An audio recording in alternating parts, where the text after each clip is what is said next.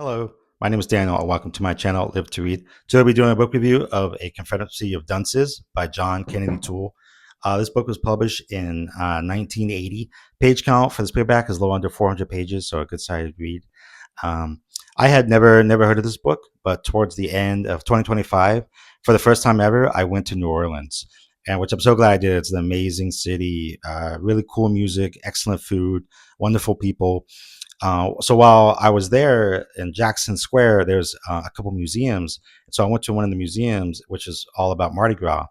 And throughout the museum, I found this book was on display. They had a special edition, and then come to find out, this book had won a Pulitzer Prize. It's a cult classic, sort of a love letter to New Orleans, to the point where the main character in here, they actually have featured him in a float in parades. They have a statue of him and so forth. So I immediately got this book and read it, and which I'm so glad I did.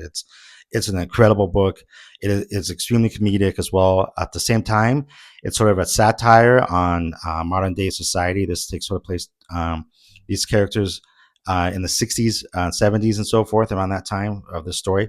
So what this features is that character himself, is his name is Ignatius Riley. He's a sort of larger than life, fat, unemployed 30-year-old adult living with his widow mother. And he's sort of self-centered, egotistical, sort of holier than thou man child. He considers himself a self scholar. He's sort of better than everyone else. And he's always disappointed. Anything that happens in his life, he blames it on a higher power. As much as he feels like he's well versed and educated, he has not. He's only left New Orleans once. He's never gone beyond the city outside of that one trip on a Greyhound bus. So what happens in this book is that one day he's sort of wearing an outlandish outfit, and he's standing on the street corner, and he gets stopped by a police officer who's looking for suspicious characters, and sees Ignatius. And then while trying to arrest him, his mother comes out, and a whole situation happens. And they both, his mother, her name is Irene, and Ignatius get away, and they go hide in a bar. And while hanging out in the bar, his mother, who's an alcoholic, starts drinking. And eventually they both get kicked out of the bar. The police are nowhere to be found. And they get into the car, and the mother crashes the car. And now they owe a large sum of money to repair the car. And what Ignatius does, he has to go, begrudgingly has to go find odd jobs so he can pay back the money.